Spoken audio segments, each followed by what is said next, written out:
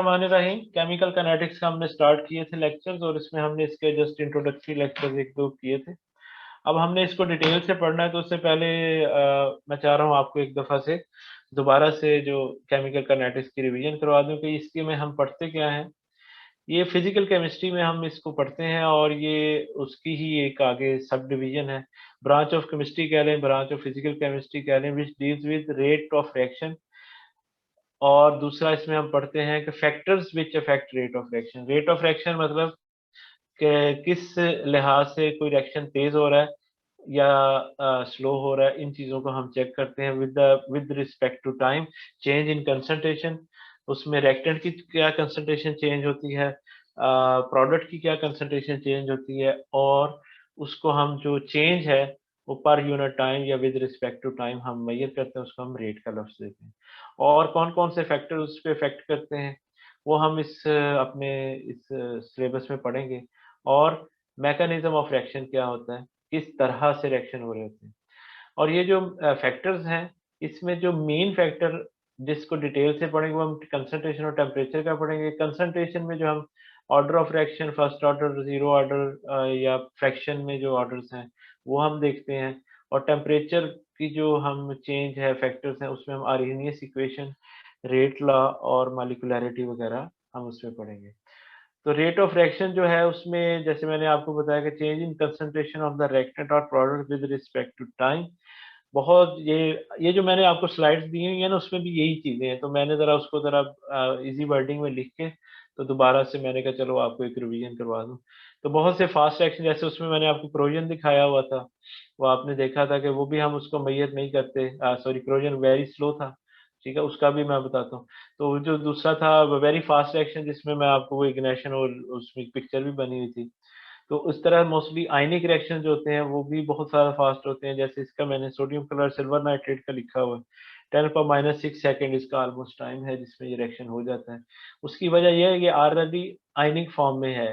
ये सोडियम और क्लोराइड में टूट जाता है, ये सिल्वर और नाइट्रेट में टूट जाता है, तो बॉन्ड ब्रेकिंग में टाइम नहीं वेस्ट होता। बेसिकली रिएक्शन क्या होता है, रिएक्टेंट में जो बॉन्ड होते हैं वो टूट जाते हैं और प्रोडक्ट में नए बॉन्ड बन जाते हैं। तो यहाँ चूँकि पहले ही आयनिक जो कंपाउंड्स होते हैं उनमें ऑलरेडी वो आयनिक फॉर्म में ही होते हैं, तो इसलिए वो जस्ट आयन्स ही एक-दूसरे के साथ जुड़ने हैं ना। तो ये सोडियम जो है इस नाइट्रेट के साथ और ये क्लोराइड जो है इस सिल्वर के साथ जुड़ जाता है। तो ये बहुत फास्ट रिएक्शन होता है। तो इन चीज़ों को इस तरह के रिएक्शंस में हम जो है प्रैक्टिकली जो होता है वो इम्पॉसिबल होता है कि हम उसका रेट डिटरमाइन करें। ये जो हमने इस तरह का जो रेट डिटरमाइन किया इसकी भी मैं आपको आगे वज़ाहत करूँगा कि ये हम एक्सपेरिमेंटली चीज़ों को चेक करते हैं। तो उसमें हमें अब तो ख़ैर काफ़ी टेक्नोलॉजी हाई-टेक होती जा रही है, जिसमें हम इंस्टेंटेनियस रिएक्शन या बहुत फास्ट रिएक्शंस भी हम चेक कर लेते हैं।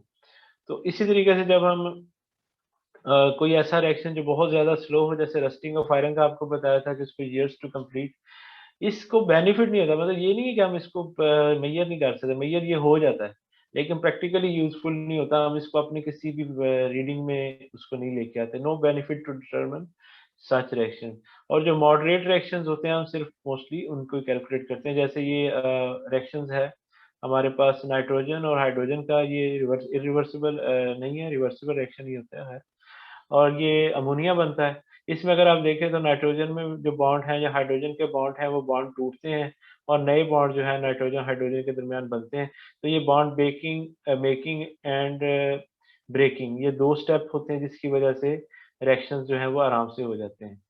और फाइनाइट टाइम मतलब ये मेजरेबल टाइम होता है to form new bonds and some time to break old bonds. तो इस तरह से ये मेजरेबल रेट ऑफ रिएक्शंस होता है जो मॉडरेट होता है। एक तो ये रेट ऑफ रिएक्शन का आपको पता चल गया क्या होता है, दूसरा ये कि हम मॉडरेट किस्म के जो होते हैं उनको मेजर कर सकते हैं।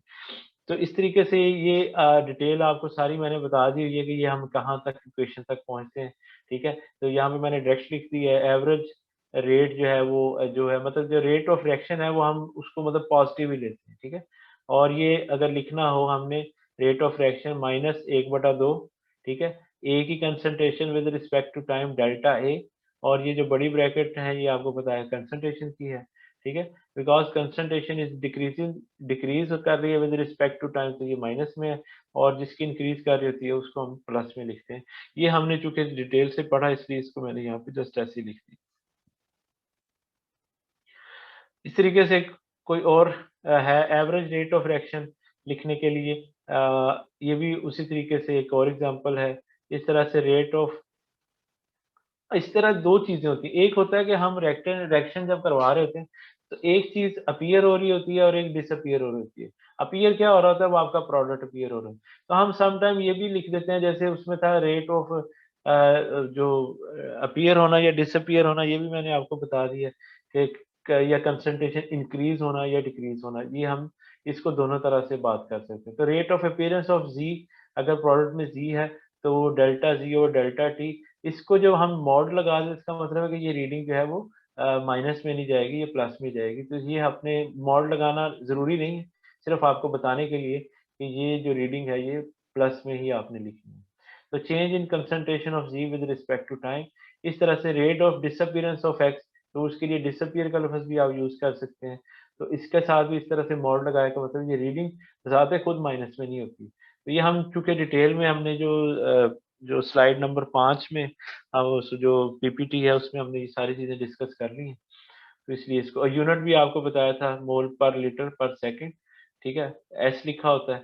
तो दूसरा ये कि जो स्टिचोमेट्रिक कोएफिशिएंट्स हैं, वो रेट ऑफ रिएक्शंस पे जो है ना उनका कोई रोल नहीं होता। यानी कि अगर ये 3 है या यहाँ पर 2 है तो ये डज़न्ट मीन कि ये उसके रेट ऑफ रिएक्शन पे इसका कोई इम्पैक्ट है। ये जस्ट उसके नंबर ऑफ मोल्स को ही ज़ाहिर कर रहे होते हैं, लेकिन उसका रेट ऑफ रिएक्शन पे इसका कोई लेना-देना नहीं होता।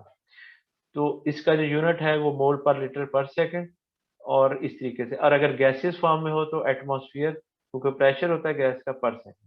ठीक है, ये यूनिट है उसके, ये जस्ट आपको रिवाइज करवाने के लिए दोबारा से कुछ बातें इसमें ऐसी हैं जो शायद वो रह गई हों, कुछ बातें हम रिपीट कर रहे हैं, तो आपने ये ज़हन में रखना है कि वो जो पुरानी बातें, जो नई बातें, ये सारी आपके जो अगले हफ्ते मिड हो रहा है उसमें ये सब शामिल है।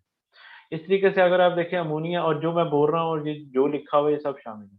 अमोनिया का ऑक्सीजन के साथ रिएक्शन को है तो NO और 6 वाटर मॉलिक्यूल है। तो एवरेज रेट ऑफ रिएक्शन अगर हमने लिखना हो तो सेम उसी तरीके से लिखने का तरीका है। और rate of appearance of NO, उसको अपीयरेंस कह दें या कुछ भी कह दें, इस तरीके से भी हम उसको, और रेट ऑफ डिसअपीयर मतलब रिएक्टेंट जो खत्म हो रहे हैं उसका भी हम इसी तरीके से ही बना सकते हैं। और अब हम जो चीज़ें चेक करते हैं वो कैसे करते हैं? जैसे कोई न्यूमेरिकल भी अगर आता है तो हमने क्या देखना होता है वो मैं आपको बताता हूँ। ये दोबारा से वही रिएक्शन लिखा है अमोनिया वाला, अमोनिया के formation, during the formation of ammonia 2 moles of N2 disappear in 1 minute. अगर 1 मिनट के अंदर अमोनिया के सॉरी नाइट्रोजन के जो 2 मोल्स हैं वो डिसअपीयर हो जाएँ, तो क्या होगा? तब हम रेट ऑफ रिएक्शन क्या होगा? ठीक है? Rate of disappearance of H2 क्या होगा? Rate of appearance of ammonia क्या होगा? इस तरह का क्वेश्चन भी पेपर में आ सकता है। तो उसके लिए आपने जो देखना है, और साथ वॉल्यूम भी दिया हो वेसल का। ये चूँकि गैस है इसलिए उसका एक स्पेसिफिक कंटेनर के अंदर ये रिएक्शन होगा, और ये 1 लीटर का है वेसल जिसके अंदर ये रिएक्शन हो रहा है। तो इसलिए ओवरऑल जो वॉल्यूम है वो हम फिर 1 लीटर ही कंसीडर करेंगे। अब यहाँ पर अगर आप देखें तो जो रेट ऑफ N2 है, जो इसको आप रेट ऑफ डिसअपीयर कह लें या कुछ भी कह लें, वो दिया हुआ है 2 मोल्स ऑफ नाइट्रोजन 1 मिनट। तो ये हमें रेट खुद दे दिया उन्होंने कि 2 मोल्स ऑफ नाइट्रोजन, ठीक है? और पर मिनट, 1 मिनट के अंदर, 1 मिनट में होते हैं 60 सेकंड, क्योंकि इसके यूनिट जो है वो मोल्स पर लीटर पर सेकंड है, तो चूँकि मिनट था फिर हमने उसके सेकंड बना लिए। तो ये 1/30 मोल पर लीटर पर सेकंड, ये फिर उसके हम उसको कन्वर्ट कर लिया, ठीक है? ये माइक इसका ऑन हो गया है, सीजर का। अच्छा जी।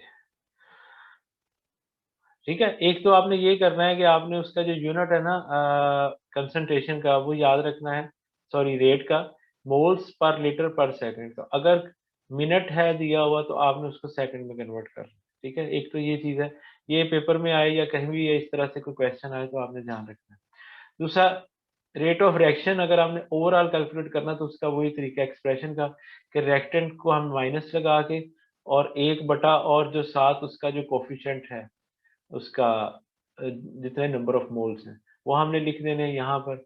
और इसी तरीके से ये हमने नाइट्रोजन हाइड्रोजन के साथ माइनस लगा दिया। इसका 1 मोल था, इसके 3 मोल थे और दूसरी तरफ 2 मोल अमोनिया के बने तो उसके साथ हमने प्लस लिख के ये रेट ऑफ रिएक्शन हमने इस तरीके से लिख लिया। और यहाँ पर भी अगर हम देखें तो रेट ऑफ रिएक्शन जो है -1/1, तो ये जो हमने यहाँ पर पीछे निकाला था, ये क्या था? Rate of disappearance of nitrogen, ठीक है? तो rate of disappearance of nitrogen ये है, तो हम यहाँ पर इसकी जगह पे -1/30 भी लिख सकते हैं, ठीक है? तो हमने लिख दिया, माइनस और माइनस का साइन मिलके प्लस हो गया, तो 1/30 मोल पर लीटर पर सेकंड ये हमारा रेट ऑफ रिएक्शन हमारा निकल आया, ठीक है? तो ये चूँकि कैसे निकला क्योंकि हमें थोड़ा-सा उन्होंने कुछ डेटा दिया होता है न्यूमेरिकल में, जो इस तरह के काइनेटिक्स के न्यूमेरिकल्स होते हैं, उसमें डेटा दिया होता है। इस तरह से rate of disappearance of hydrogen -1/3 और इस तरीके से। अब रेट ऑफ रिएक्शन तो हमें मिल गया। देखें रेट ऑफ रिएक्शन जो है इससे इससे या इससे तीनों से निकाल सकते हैं, ये इज़ इक्वल टू बराबर ही है। तो रेट ऑफ रिएक्शन हमें जो एक डाटा मिला था नाइट्रोजन का वहाँ से हमें रेट ऑफ रिएक्शन मिल गया, वो हमने लिख लिया। अब हम रेट ऑफ रिएक्शन जो है वो डिसअपीयरेंस हो या रेट ऑफ अपीयरेंस कुछ भी हो रिएक्टेंट या प्रोडक्ट, तो हम रेट ऑफ रिएक्शन जो है वो उसकी जगह पे हमने ये वाली चीज़ लिख ली और दूसरी तरफ हमें मतलब ये हमने क्यों किया? हमने बेसिकली अब हाइड्रोजन का भी निकाल रहे हैं, rate of disappearance of hydrogen निकालना चाह रहे थे। ये जैसे आप देखें तो यहाँ पर ये था rate of disappearance of hydrogen. तो जितना rate of disappearance of nitrogen होगा उतना ही रेट ऑफ डिसअपीयरेंस हम इसका भी उस तरीके से ही निकाल सकते हैं। तो चूँकि हमारे पास rate of disappearance of nitrogen दिया हुआ था कि 2 मोल जो हैं वो 1 मिनट के अंदर डिसअपीयर हो रहे हैं, खत्म हो रहे हैं, कंज़्यूम हो रहे हैं, रिएक्ट कर रहे हैं, कोई भी लफ्ज़ यूज़ कर सकते हैं, ठीक है? तो उस हिसाब से भी हमारे पास रेट ऑफ रिएक्शन निकल आया। जब हमारे पास ओवरऑल रेट ऑफ रिएक्शन निकल आए तो हम एक-एक इंग्रीडिएंट का या एक-एक स्पीशी का हम अलग से जो रेट ऑफ फॉर्मेशन या रेट ऑफ डिसअपीयरेंस हम निकाल सकते हैं, ठीक है? वो आपने याद रखना है। तो आपके पास ओवरऑल रेट ऑफ रिएक्शन होना चाहिए, ठीक है? या किसी एक का डिसअपीयरेंस या अपीयरेंस होना चाहिए, तो वहाँ से फिर आप निकाल सकते हैं। तो यहाँ से हमने यही किया कि हमारे पास चूँकि एक डेटा था तो वहाँ पे हमारे पास रेट ऑफ रिएक्शन आ गया। अब वो रेट ऑफ रिएक्शन से फिर हमने rate of disappearance of hydrogen भी निकाल लिया। कि रेट ऑफ रिएक्शन किसके बराबर है, ये हमने ऊपर रिएक्शन लिखा है, रेट ऑफ रिएक्शन किसके बराबर है, इसके भी बराबर है, इसके भी बराबर है, इसके भी बराबर है। तो वहाँ से फिर हमने ये वाली इक्वेशन उठाई, वो हमने नीचे लिख दी। तो 1/30 और इस तरीके से फिर हमने rate of disappearance of hydrogen निकाल लिया। ये इधर रह गया, ये 3 उधर चला गया। तो 3 ज़रब 1/30 यहाँ पर हमने मॉड लगाया था, मैंने आपको बताया था अपीयरेंस और डिसअपीयरेंस का जो रेट होता है, उसके साथ हम साइन नहीं लिखते।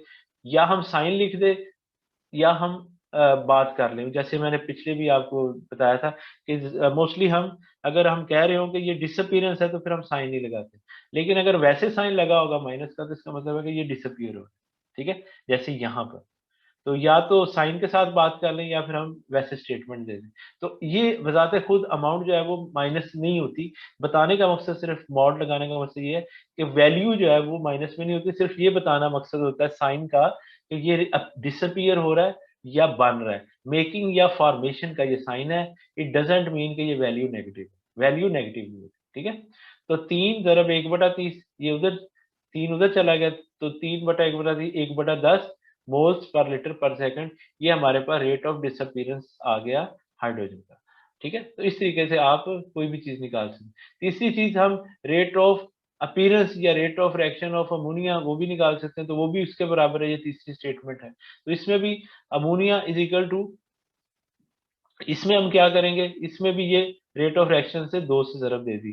तो 2 ज़रब 1/30 जैसे इधर 1/30 को 3 से ज़रब दे दी थी, इस तरह हमने 2 से ज़रब दे दी तो 1/15। तो चूँकि ये भी वैल्यू उसके पॉइंट ऑफ व्यू से 1/15 मोल्स पर लीटर पर सेकंड जो है वो rate of appearance of ammonia है। तो इस तरह से रिएक्टेंट या प्रोडक्ट में किसी का भी रेट निकालना हो तो आप निकाल सकते हैं। चूँकि ये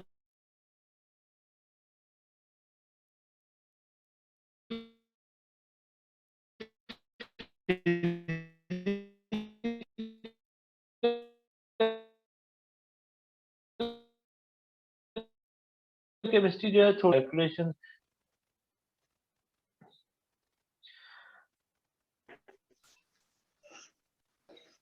अच्छा, ये दूसरा क्वेश्चन है, इसमें N2O5 और नाइट्रिक एसिड का, इसमें भी उसी तरीके से क्या, if rate of appearance of, या ये जो प्रोडक्ट में चीज बन रही है इज 2 मोल पर लीटर पर सेकंड, यानी कि इनमें से तीनों में से एक का डेटा दे दिया कि ये जो चीज है हमारे पास 2 मोल पर लीटर पर सेकंड के हिसाब से बन रही है। तो अब हम ओवरऑल रेट ऑफ रिएक्शन उसी तरह से निकालेंगे और रेट ऑफ डिसअपीयरेंस उस तरह निकालेंगे। तो इसलिए ये आप आराम से अब निकाल सकते हैं कि रेट ऑफ अपीयरेंस उसी तरह से मॉड लगाएंगे, 2 मोल ये हमें डेटा दिया हुआ है। और इसी तरीके से अगर हम देखें तो रेट ऑफ रिएक्शन जो है वो 1/4, ये हमने एक्सप्रेशन लिख दी, और 1/4 और ये चीज हमें दी हुई है, तो यहाँ पर हमारे पास रेट ऑफ रिएक्शन निकला है 1/2 मोल्स पर लीटर पर सेकंड। तो इस तरीके से आप डिसअपीयर का भी निकाल सकते हैं और अपीयरेंस, जैसे अमोनिया का किया था वैसे ही इसका भी करना है। अच्छा, अब हमने यहाँ पर जो देखा, जो हमने अभी तक जो बातें पता चली वो क्या पता चली कि एवरेज रेट ऑफ रिएक्शन का हमने अभी तक बात की।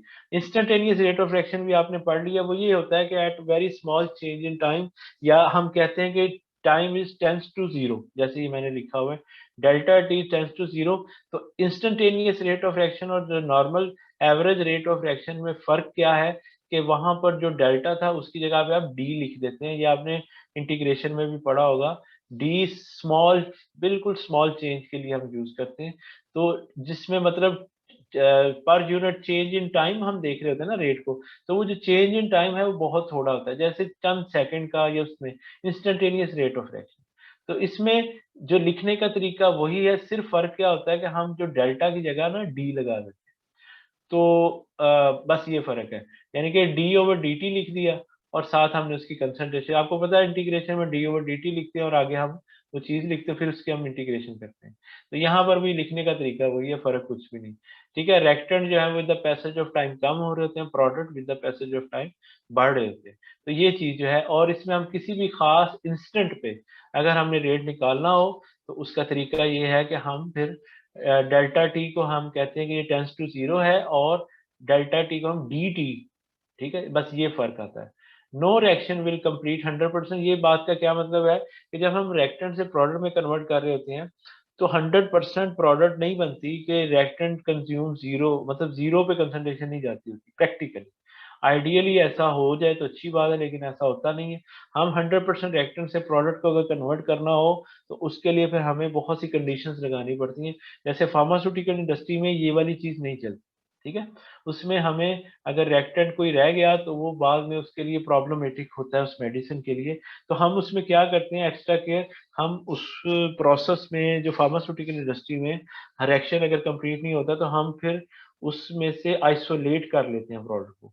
ठीक है, ताकि उसके अंदर कोई भी इम्प्योरिटी ना रहे। फिर हम जब उसकी यील्ड लेते हैं वो अगर 100% नहीं भी आती तो हम उस प्रोडक्ट को आइसोलेट कर लेते हैं ताकि वो प्योर फॉर्म में हम एक्सट्रैक्ट कर लेते हैं, तो जिसकी वजह से फिर आगे उसको हम यूज कर सकते हैं। ऐसे नहीं है कि रिएक्टेंट हमने मिलाया, प्रोडक्ट बनी थी तो चलो कोई नहीं इसको यूज कर लो, प्रोडक्ट तो बन गई, लेकिन रिएक्टेंट उसमें कुछ ना कुछ रह जाता है। उस रिएक्टेंट को अगर आपने किसी सेंसिटिव काम में यूज करना तो उस रिएक्टेंट को आपने निकालना पड़ता है या उसकी पॉइजनिंग करनी पड़ती है। ठीक है, तो रेट ऑफ डिसअपीयरेंस, अच्छा जो स्लोप की हमने बात की थी वो कर लेते हैं कि किसी खास पॉइंट के ऊपर जब आप स्लोप लेते हैं तो आपको मैंने उसका बताया था कि ये आप जो है वो टेंजेंट उसका बनाते हैं, एक स्लोप एक जो होता है वो लाइन लगाते हैं, यानी कि उस खास मौके पे वो कर्व नहीं होता, वो उस खास पॉइंट के ऊपर उस खास जगह के ऊपर एक छोटी सी जगह पे वो आपको स्ट्रेट लाइन फील होती है, और वो जो है फिर हम वहां से उसका थीटा लेते हैं, और स्लोप का मतलब ये होता है कि टेन थीटा। ठीक है, तो टेन थीटा जो होता है वो होता है आपका परपेंडिकुलर ओवर बेस। ठीक है, तो परपेंडिकुलर ओवर बेस ही आपकी स्लोप होती है, तो वो आप फिर इस तरीके से निकालेंगे। परपेंडिकुलर होगा ये, ठीक है, ये कंसंट्रेशन, और बेस होगा आपका टाइम। तो कंसंट्रेशन ओवर टाइम यही हमारा रेट होता है, तो रेट आप इस तरीके से भी निकाल सकते हैं स्लोप से, टेन थीटा डी, ए की कंसंट्रेशन ओवर डी टी। ठीक है, ये इंस्टेंटेनियस की बात हो रही है। ठीक है, ये जो है जो स्लोप हम निकालते हैं ये इंस्टेंटेनियस है, क्योंकि अगर हम एवरेज रेट या ज्यादा निकालेंगे तो फिर इसमें हमें ये कर्व फील होगा। और ये कर्व जो है फिर वो जो अगर रेक्टेंगल के पॉइंट ऑफ व्यू से देखें तो ये फिर स्ट्रेट लाइन नहीं है, ये वो हाइपोटेन्यूज नहीं बनता हमारा। तो परपेंडिकुलर तो वही रहेगा, स्ट्रेट लाइन ही होती है, वो तो इधर भी मिल गई, ठीक है, बेस भी हमें मिल गया।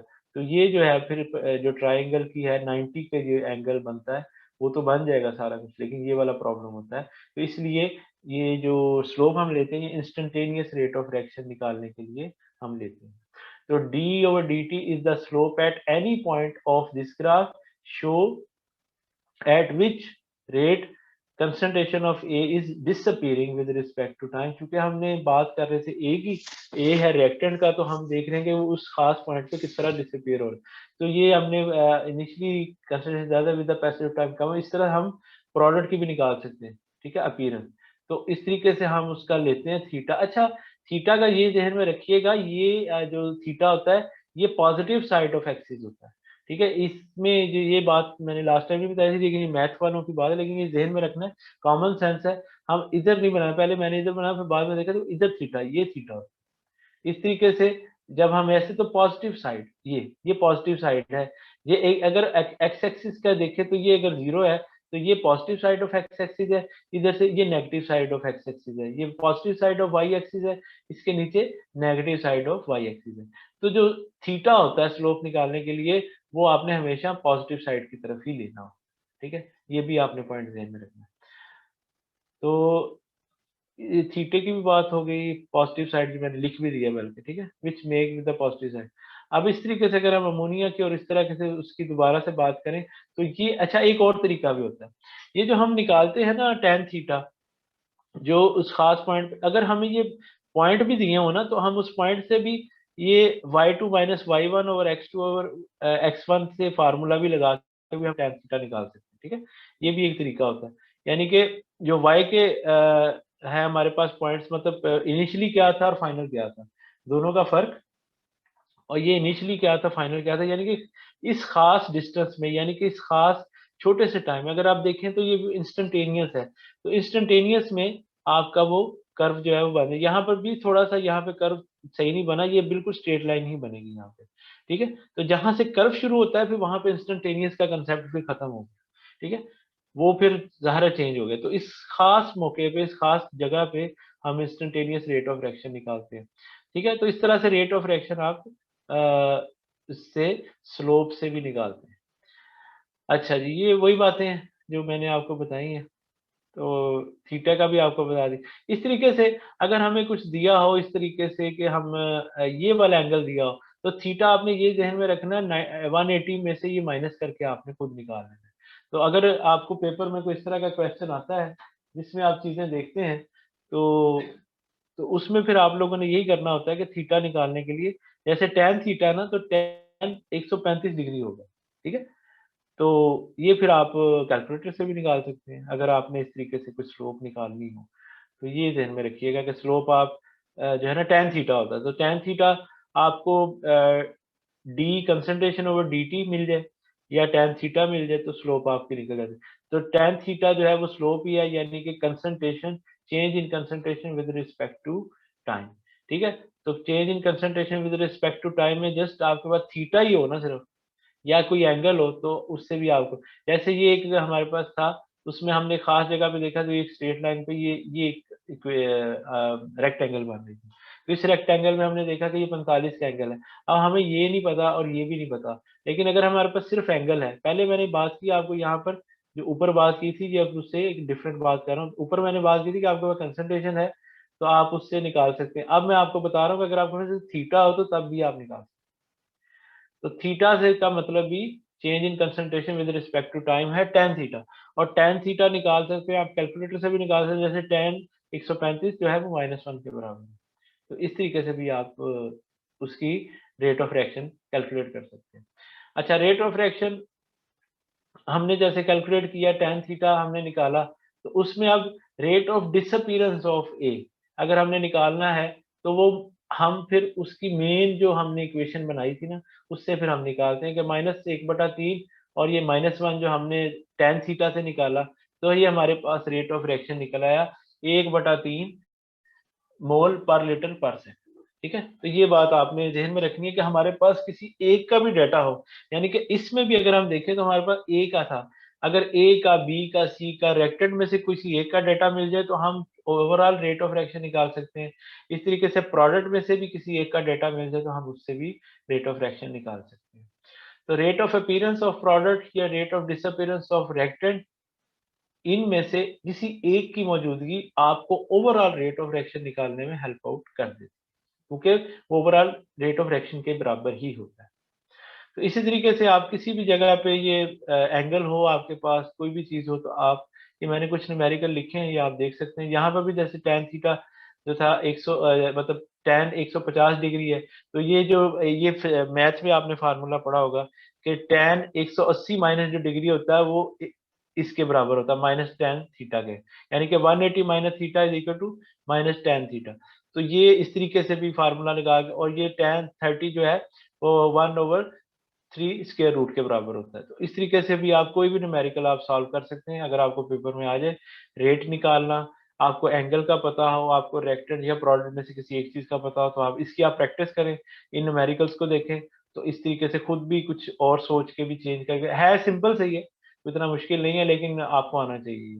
ये इसलिए कि ये जो आपके एग्ज़ाम होते हैं ना, जो आपके कॉम्पिटिशन एग्ज़ाम, जो आपके बीएस के बाद अगर आप किसी भी एग्ज़ाम में जाते हैं, तो वहाँ पर जो काइनेटिक्स से रिलेटेड क्वेश्चन आएगा, तो वो मोस्टली मैंने देखा है कि वहाँ पर न्यूमेरिकल ज़रूर होते हैं। तो ये इसलिए आपको ये चीज़ें मेरे ख़्याल में आनी चाहिए, क्योंकि ये वो बुक में नहीं था जो मैंने आपको दिया था, उसमें मतलब दिया था, लेकिन मैंने जो स्लाइड्स बनाई थी उसमें नहीं था, तो फिर मैंने इसलिए ऐड किया। अच्छा, अब हम जो मैंने आपको बताया था कि रेट ऑफ रिएक्शन जो डिपेंड पड़ता है कंसंट्रेशन पे और टेम्परेचर पे, ये मेन पॉइंट है। इसके अलावा जो चीज़ें हैं, 5 पॉइंट हैं जो कि इसके अलावा है हमारे पास, जो जिस पे रेट ऑफ रिएक्शन डिपेंड करता है, जैसे नेचर ऑफ रिएक्टेंट है।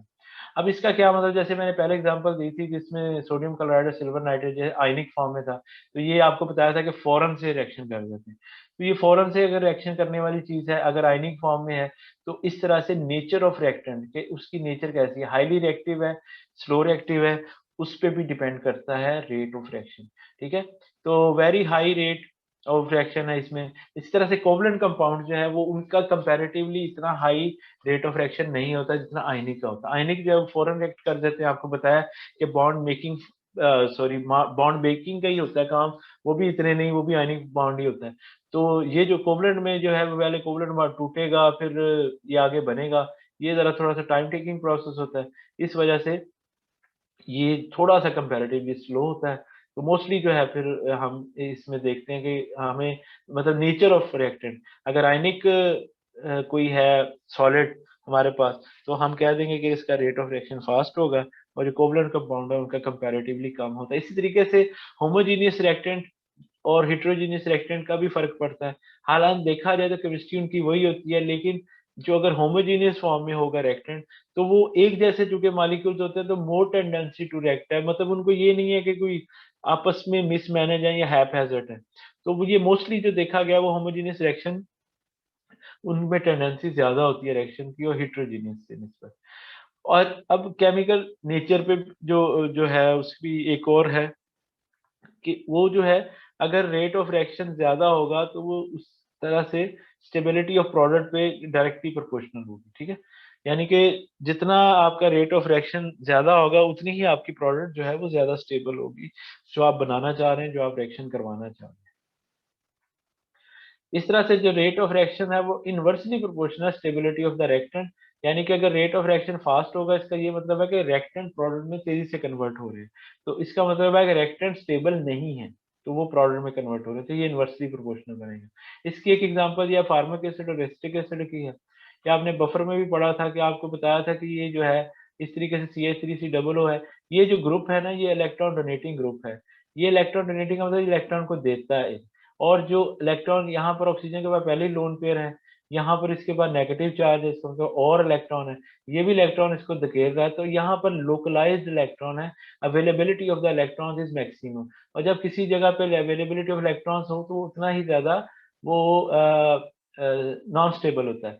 तो ये फ़ौरन से इसके साथ मिलकर दोबारा से ये एसिटिक एसिड बना देगा, यानी कि ये वाला जो इसका कॉन्जुगेट बेस है एसिटिक एसिड का, ये स्टेबल नहीं है। ठीक है। इसके कंपैरेटिवली H जो है वो मतलब है ही कुछ नहीं ना, डोनेटिंग है या विथड्रॉइंग है, यानी कि वो वैसे ही है बेचारा खड़ा। तो इसकी निस्बत अगर इन दोनों का, वैसे तो ये भी इतना ज़्यादा नहीं है, मतलब यहाँ पे भी इलेक्ट्रॉन डीलोकलाइज्ड नहीं है, लोकलाइज्ड ही है, ठीक है। ये कौन सा इसको खींच रहा है अपनी तरफ। लेकिन अगर इसकी जगह मैं क्लोराइड लगा दूँ, ठीक है, तो वो इलेक्ट्रॉन विथड्रॉइंग ग्रुप है, तो इस तरह से वो इसको इलेक्ट्रॉन क्लाउड को अपनी तरफ खींचेगा, तो इलेक्ट्रॉन जो है वो पूरे इस पे मूव करेंगे, तो इलेक्ट्रॉन डीलोकलाइज हो। डीलोकलाइज का मतलब है कि नेगेटिव चार्ज जो है वो एक तरह से स्टेबल हो जाएगा। तो अगर स्टेबल हो जाएगा, इसका मतलब है कि ये दोबारा से इसके साथ रिएक्ट करके वापस नहीं आएगा, ठीक है। ये इसका मतलब, इस तरीके से अगर यहाँ पर भी CH3 है, तो CH3 में से एक H हटा के मैं क्लोराइड लगा दूं, तो ये इलेक्ट्रॉन क्लाउड को अपनी तरफ खींचना शुरू कर देगा, तो ये स्टेबल हो जाएगा। तो चूंकि इस हालत में ये स्टेबल नहीं है, तो इसलिए हम कह सकते हैं कि ये अनस्टेबल एज कंपेयर टू फॉर्मेटाइन। फॉर्मेटाइन और ये एसिटेटाइन की निस्बत ये जो है ये ज्यादा अनस्टेबल है, ठीक है। अब अगर हमने रिएक्शन करवाना हो, तो ये जो अनस्टेबल रिएक्टेंट होता है वो ज्यादा उसका रेट ऑफ रिएक्शन होता है, ठीक है। इस तरह rate of reaction of formic acid, अब हम अगर ये कहें कि rate of reaction formic acid का है जो है वो ज्यादा है as compare to acetic acid, तो इस तरीके से भी हम उसकी नेचर के हिसाब से भी चीजों को, उसके साथ ग्रुप कौन से लगे हुए हैं उस हिसाब से भी रेट ऑफ रिएक्शन चेंज होता रहता है। अच्छा, इसके अलावा जो दूसरा पॉइंट है वो है फिजिकल स्टेट ऑफ रिएक्टेंट, कि रिएक्टेंट की फिजिकल प्रेजेंस कैसी है, शक्ल कैसी है। गैस के अंदर इलेक्ट्रॉन जो है वो, इलेक्ट्रॉन कह रहा हूँ, मॉलिक्यूल जो है वो फ्रीली मूव कर रहे होते हैं, कोलाइड कर रहे होते हैं। इसी की बेस पे कोलिजन थ्योरी भी बनी है। कोलिजन थ्योरी के अलग पोस्टुलेट्स हैं, वो हम फिर कभी इंशाल्लाह नेक्स्ट में डिस्कस करेंगे। तो ये जो उसमें मतलब एक छोटी सी जो बात है वो ये है कि आपस में कोलाइड करते हैं, वॉल्स के साथ भी कोलाइड करते हैं कंटेनर के, और इस तरीके से जो है collide easily, reaction change is more. तो इस तरह से रैंडम मोशन उनकी होती रहती है मॉलिक्यूल्स की, तो उनके अंदर चांस ज्यादा होता है रिएक्टेंट से प्रोडक्ट में कन्वर्ट होने में, ठीक है, एज कम्पेयर टू लिक्विड और एज कम्पेयर टू सॉलिड। तो सॉलिड में सबसे कम टेंडेंसी है, अगर फिजिकल स्टेट की बेस पे बात करें रिएक्शन की, गैस सबसे तेजी से रिएक्ट करती है एक दूसरे के साथ, लिक्विड उसके बाद रिएक्ट करते हैं, और सॉलिड जो है वो सबसे कम रिएक्ट करते हैं, क्योंकि सॉलिड है वो पड़ा आहिस्ता आहिस्ता से वो कंज्यूम होगा। इस तरीके से सरफेस एरिया आप पता है, सरफेस एरिया मतलब ये तो सॉलिड चीज का ही होगा, लिक्विड या गैस की हम बात नहीं करते। लिक्विड की भी हम सरफेस एरिया की बात कर सकते हैं, ठीक है, कंपैरेटिवली। गैस की तो नहीं, अब सरफेस एरिया वो तो उड़ जाएगी सारी, ठीक है। तो मोस्टली जो है सॉलिड केस में होता है कि जो रेट ऑफ रिएक्शन होता है वो डायरेक्टली प्रोपोर्शनल सरफेस एरिया, जितना सरफेस एरिया ज्यादा मिलेगा उसको, उतना ज्यादा वो चांस करेगा। इसका क्या मतलब है कि जैसे फॉर एग्जांपल आप सरफेस एरिया आपको मिला है रिएक्शन करवाने के लिए, तो रिएक्शन मैंने आपको शायद पहले बताया था कि मोस्टली सरफेस पे ही होते हैं, ठीक है। उसके इनसाइड पे जो केमिस्ट्री है ना वो इतनी ज्यादा डिस्टर्ब नहीं होती। तो अगर जितना ज्यादा सरफेस, इसी तरह हम कहते हैं नैनो पार्टिकल अगर हम बनाते हैं, तो नैनो पार्टिकल जो है वो ज्यादा क्यों इतने इफेक्टिव होते हैं, क्योंकि आप उसकी सरफेस को फैला देते हैं उसके छोटे छोटे पीस करके, तो थोड़ी चीज से ज्यादा रिजल्ट मिल जाता है। तो सरफेस एरिया भी ज्यादा हो तो रेट ऑफ रिएक्शन भी फास्ट होगा। इसी तरीके से इंटेंसिटी ऑफ लाइट, बहुत से ऐसे रिएक्शंस हैं जो फोटोइलेक्ट्रिक मतलब उसमें फोटो सेंसिटिव होते हैं, या उसमें फोटोकेमिकल रिएक्शन है जिसमें जैसे हाइड्रोजन और क्लोरीन की एग्जाम्पल एच न्यू ऐसे लिखते हैं हम फोटॉन्स को, ठीक है। ये होमोलिटिक क्लीवेज का रिएक्शन है। होमोलिटिक क्लीवेज मतलब एक जैसी क्लीवेज होना। ये क्लोराइड जो है वो आपका टूट जाता है, Cl बॉन्ड इससे, सनलाइट से। इससे क्या होता है कि ये जो है ये फ्री रेडिकल फॉर्मेशन की तरफ चला जाता है। तो क्लोरीन के जो रिएक्शन हो जिसमें HCl हो, तो उसमें आप समझ लीजिएगा कि ये फ्री रेडिकल का रिएक्शन है। तो फ्री रेडिकल रिएक्शन बहुत ज्यादा फास्ट रिएक्शंस होते हैं।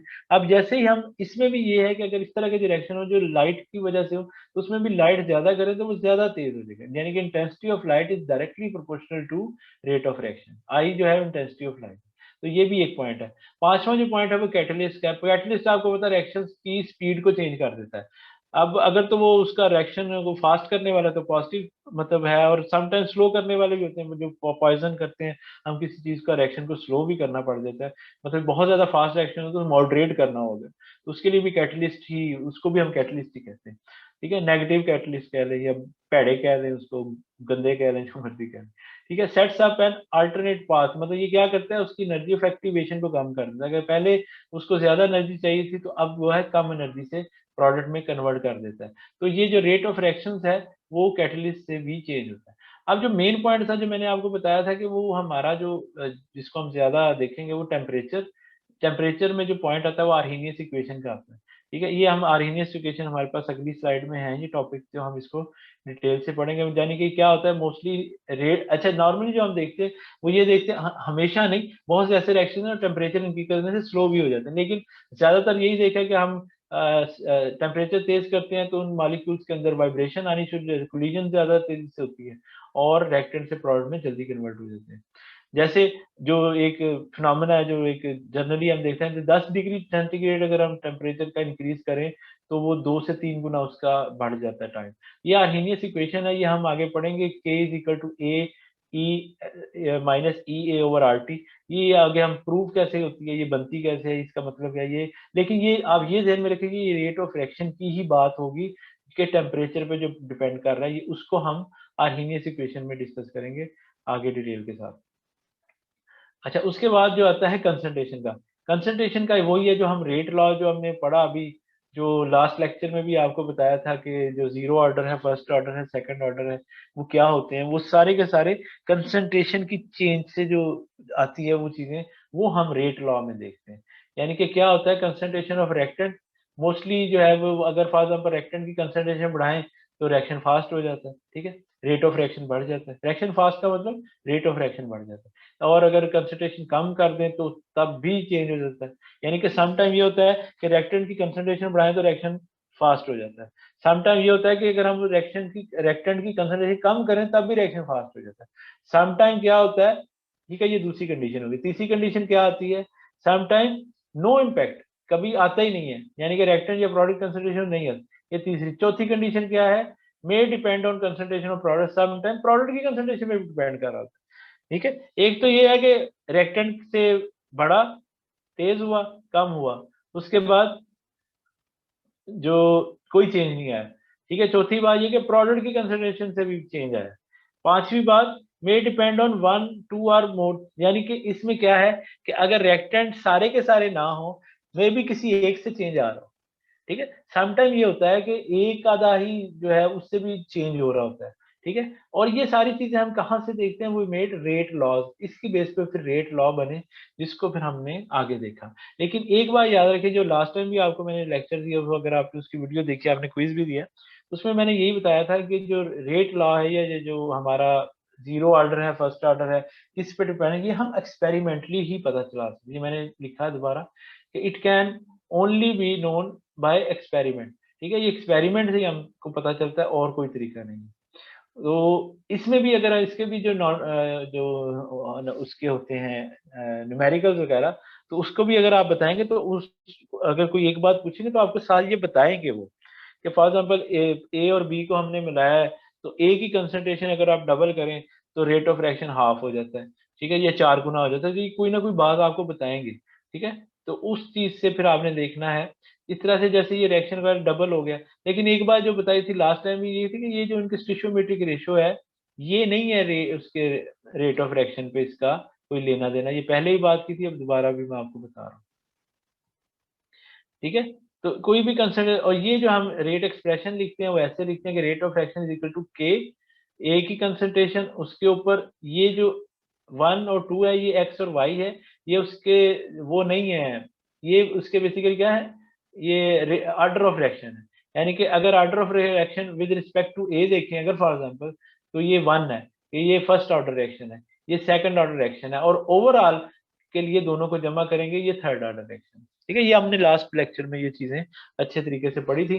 लेकिन ये जो एक साइंटिस्ट है ना, इसमें लॉ ऑफ मास एक्शन, शायद आपने एफएससी में याद हो, ये इन साइंटिस्ट ने दिया था, ये इन्होंने ये कहा था कि ये जो है ना, ये इनके कोफिशिएंट वाला उन्होंने कह दिया कि ये जो हम रेट ऑफ रिएक्शन है ना, लेकिन ये हमेशा बात ठीक नहीं थी, इसलिए ये अब आज के दौर में इस चीज को नहीं माना जाता, ठीक है, इट्स नॉट इफेक्टिव, ठीक है। लॉ ऑफ मास एक्शन उन्होंने बड़ा कहा था कि ये सीधा सीधा काम है, ठीक है, उनका जो इक्वेशन लिखे और इक्वेशन लिख के हम पता चले, लेकिन आज के दौर में पता चला कि ऐसा बिल्कुल नहीं है, ये एक्सपेरिमेंटली हमें पता चलता है और कोई तरीका नहीं है फिलहाल, इसका आप रूल फाइनल नहीं कर सकते कि ये ऐसे होगा, ये एक्सपेरिमेंट से ही पता चलेगा ये फर्स्ट ऑर्डर है, सेकंड ऑर्डर है, थर्ड ऑर्डर है, ये क्या है, ठीक है, या फ्रैक्शन में, ठीक है। जैसे ये ए है, कंसंट्रेशन ऑफ ए, इसका मतलब एक्स का मैंने बताया ऑर्डर ऑफ फ्रैक्शन है with respect to A, order of fraction with respect to b y, और ये पॉजिटिव भी हो सकता है, नेगेटिव भी हो सकता है, जीरो भी हो सकता है और फ्रैक्शन में भी हो सकता है। ठीक है, तो ये बात आपने याद रखा। और एन जो है वो ओवरऑल है, इसमें हम कहते हैं कि दोनों को हमने जमा कर लिया। तो के जो है वो रेट कांस्टेंट जो है, ये क्या होता है, इसको हम वेलोसिटी कांस्टेंट भी कहते हैं। वेलोसिटी क्या होता है, स्पीड होती है, ठीक है। और या हम स्पेसिफिक रिएक्शन रेट। तो अगर मैं आपसे पेपर में पूछूं कि वेलोसिटी कांस्टेंट क्या होता है, तो उसका मतलब भी यही के है। अगर मैं आपसे पूछूं स्पेसिफिक रेट कांस्टेंट क्या है, तो उसका मतलब भी यही है। ठीक है, फिर आप कहते हैं सर आप कंफ्यूज करने वाले सवाल करते हैं, तो मैं सारा कुछ तो लिखा होता है। अब मैंने किसी से ये पूछ लिया तो वो कहेगा नहीं सर ये तो आपने रेट कांस्टेंट का बताया था। तो ये बातें याद रखनी होती है साथ में। अच्छा, इस तरह से इसका अगर के का यूनिट निकालना हो, यूनिट निकालने का तरीका ये है कि हम आपको पता है कोई भी यूनिट निकालना हो ना, तो हम उसमें जितनी भी उस कांस्टेंट के अलावा जो चीजें होती है ना उनको यूनिटी कर देते हैं। ठीक है, तो इसमें अगर हम ए और बी की कंसंट्रेशन को यूनिट पे ले जाएं तो rate of reaction is equal to k के बराबर हो जाएगा। क्या मतलब कि when concentration of all species in rate expression is 1, ठीक है, तो उस वक्त जो है वो यूनिट ऑफ के कैसे निकलेगा, रेट ऑफ रिएक्शन के जो है रेट ऑफ रिएक्शन के बराबर डिवाइडेड बाय ए की कंसंट्रेशन और बी की कंसंट्रेशन, ये उनका जो ऊपर ऑर्डर ऑफ रिएक्शन था ये वो लिखा हुआ, ठीक है। और आपको पता है रेट ऑफ रिएक्शन का यूनिट है मोल्स पर लीटर पर सेकंड, ये हमने पहले भी पढ़ा हुआ है, ठीक है। कंसंट्रेशन अकेले का यूनिट क्या है, मोल्स पर लीटर, ठीक है। इसके ऊपर हमने एक्स लिख दिया, इसका मोल्स पर लीटर वाई लिख दिया। अब ये जो नीचे वाले इनको एक्स और वाई को इकट्ठा कर दिया और एक्स और वाई को आपको पता है एन कहते हैं। एन क्या है, ऑर्डर ऑफ रिएक्शन, ठीक है। तो मोल्स पर लीटर पर सेकंड, और इस तरीके से ये भी मोल्स पर लीटर पर सेकंड है, तो एन जो है ऊपर जाके 1 माइनस एन बन गया, ठीक है। तो 1 माइनस एन पर सेकंड, तो ये जो है हमारे पास के का यूनिट निकला है। अब के के यूनिट से हमें एक बात तो और पता चला कि यहाँ पर एन जो क्या है, ऑर्डर ऑफ रिएक्शन। तो मोस्टली अगर हमारे पास के का यूनिट हो तो के के यूनिट देख के ही हमें पता चल जाता है कि ये फर्स्ट ऑर्डर है, सेकंड ऑर्डर है, थर्ड ऑर्डर है, ये फोर्थ ऑर्डर है, ये फ्रैक्शन है। जैसे आगे आपको एग्जांपल देता हूँ, आपको समझ आएगी इस बात की। जैसे जीरो ऑर्डर है तो यूनिट ऑफ के क्या होगा, मोल्स पर लीटर क्या था, 1 माइनस एन, एन की जगह 1 माइनस जीरो हो गया तो मोल्स पर लीटर पर सेकंड। तो अगर यूनिट ऑफ के मोल्स पर लीटर पर सेकंड हो तो इससे हमें ये भी पता चल जाएगा कि ये जीरो ऑर्डर रिएक्शन है। फर्स्ट ऑर्डर रिएक्शन में क्या होगा, 1 माइनस एन है, 1 माइनस 1 मतलब जीरो, जीरो का मतलब है मोल्स पर लीटर पूरे का पूरा जीरो हो गया, तो पर सेकंड ही रह गया। अगर के का यूनिट जस्ट पर सेकंड दिया हुआ है किसी भी इक्वेशन में तो आप समझ जाइएगा कि ये फर्स्ट ऑर्डर रिएक्शन, ठीक है। और इस तरीके से सेकंड ऑर्डर रिएक्शन में मोल्स पर लीटर, तो यहाँ पर 1 माइनस एन था तो ये माइनस में माइनस वन आ गया, ठीक है। इस तरीके से फ्रैक्शन में अगर है तो यहाँ पे 1 एन जो है अगर फॉर एग्जाम्पल माइनस हाफ हो तो यहाँ पे 1 प्लस एक जमा आधा जमा हो गया, 3/2 बन गया। तो इस तरीके से भी आ सकता है। तो ये आपने याद रखना कि के से आपको पता चल जाएगा कि इसका ऑर्डर ऑफ रिएक्शन क्या है। जैसे अगर आप सिंपली फॉर एग्जाम्पल यहाँ पर अगर आपको के का एक यूनिट दिया हो 3 इंटू 10⁻³ लीटर स्क्वायर मोल्स -2 और पर सेकंड, इस तरीके से अगर दिया हो तो आप कैसे, आपको पता चलेगा कि ये कौन सा रिएक्शन है। फॉर एग्जाम्पल ये पता चले कि फर्स्ट ऑर्डर है, सेकंड ऑर्डर है या थर्ड ऑर्डर है, तो आप उसको इस फॉर्म में लाने की कोशिश करें, मोल्स पर लीटर में। अब जैसे ये है तो इसको अगर आप, ये लीटर स्क्वायर है, इसका मतलब है ये नीचे जाके इस तरीके से बन जाएगा, ठीक है। तो मोल्स पर लीटर